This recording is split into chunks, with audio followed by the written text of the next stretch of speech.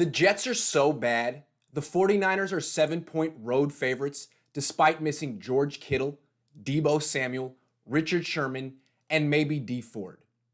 Apparently, the Jets are a mere sparring partner.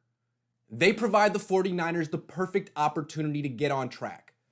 That's the narrative heading into this game. But the 49ers were 7-point favorites last week against the Cardinals and lost, meaning the odds makers may overestimate just how good the 49ers are right now. They're beat up, plus they're psychologically shaky after giving away the Super Bowl and the Week 1 game against the Cardinals. They don't seem like the same confident group they were last season.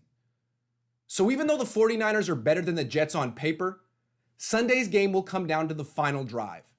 Here are 10 reasons why. 10 a.m. start time. The 49ers have to fly cross-country and play a game that starts at 1 p.m. Eastern time, meaning it will feel like the morning for the 49ers. West Coast teams usually lose early East Coast games because their body clocks haven't yet adjusted to East Coast time. This will be one of the Jets' biggest advantages on Sunday. Adam Gase is coaching for his job, and Kyle Shanahan isn't. Shanahan just got a 6-year extension. He could start the season 0-10 and keep his job. He has security. Gase doesn't. The New York media and national media spent the week roasting him for his offense's pathetic performance against the Buffalo Bills, as if he's totally incompetent. But Gase is competent, and he'll need to show that on Sunday. His job depends on it. He should be focused and urgent. Will Shanahan be those things? He wasn't last Sunday. Richard Sherman's backup probably will give up at least one big play through the air, and it most likely will be Ahkello Witherspoon. He'll have to cover Brashad Perriman, who averaged 17.9 yards per catch and scored 6 touchdowns last season for the Tampa Bay Buccaneers. He's a big play threat, and so is Witherspoon, in the sense that Witherspoon gives up big plays almost every time he's on the field. The Jets will target him deep, and he probably will get burned. Quan Alexander probably will give up at least one big play on the ground. Quan Alexander runs around a lot. That's the best thing you can say about him. But he freelances. He often winds up in the wrong places and gives up big runs.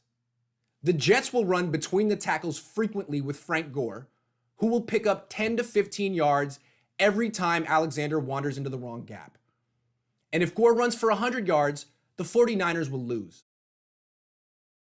No Kittle likely means no big plays for the 49ers running game.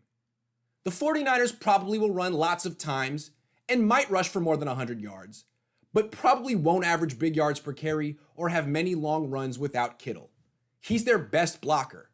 And the Jets have a fantastic run defense. It gave up 3.1 yards per carry to the Bills last week and 3.3 yards per carry all of last season. Unless Brandon Aiyuk has an electric debut, the 49ers passing game probably will struggle to produce big plays too. Aiyuk is an explosive player who can create big plays, but he was healthy for only 10 days in training camp. He didn't have preseason, and he didn't play week 1. How much should he really play against the Jets? How much of a workload can the rookie handle in his debut? And if he's shaky, the 49ers won't have any other explosive receivers because Kittle and Samuel are out. The fastest receivers will be the running backs, Raheem Mostert and Jerick McKinnon, which means the 49ers offense could plod along like the Jets offense. Special teams is a cause for concern. The 49ers gave up a blocked punt last week, which led to a touchdown for the Cardinals. That essentially was the difference in the game. The Niners can't take anything for granted right now. They seem psychologically fragile. They easily could commit another special teams turnover against the Jets. If Dee Ford misses the game, the pass rush could struggle. If Ford doesn't play, the Jets will double team Nick Bosa all game, meaning Eric Armstead and Javon Kinlaw will be the 49ers' primary pass rush threats.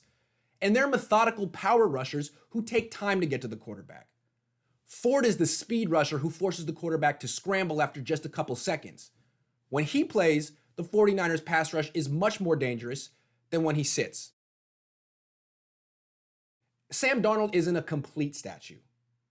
If Bosa has to fight through 2 blockers all game, and Darnold has to avoid only Eric Armstead and Javon Kinlaw, Darnold can do that. He's not a scrambler, but he can buy time behind the line of scrimmage and make throws downfield. He's a good athlete. There's a reason he was the 3rd pick of the 2018 draft. Jittery Jimmy Garoppolo will not win this game. Despite all the issues the 49ers had in week 1, they still would have won if Garoppolo had simply made the throw to Kendrick Bourne when he was wide open in the end zone in the fourth quarter. Good Jimmy would have made that throw. But we haven't seen good Jimmy since before the playoffs started last season. The past few games, he has been jittery Jimmy. He seems scared to throw an interception, scared to take a hit, scared to pull the trigger. Good Jimmy is none of those things. Good Jimmy is confident. Good Jimmy makes the throw to win the game no matter how he played the first 3 quarters.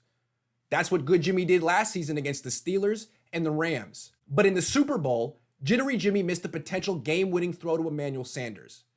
And last week, history repeated itself as jittery Jimmy missed the game winner to Bourne. I believe Garoppolo will find himself in the same spot against the Jets, down a few points late in the fourth quarter with an opportunity to lead the game-winning touchdown drive. If good Jimmy shows up to New Jersey, the 49ers will score the touchdown and win the game. If jittery Jimmy shows up, the 49ers will lose and start the season 0-2. I say good Jimmy shows up and the 49ers win 17-16. But I say that without confidence. Does good Jimmy still exist?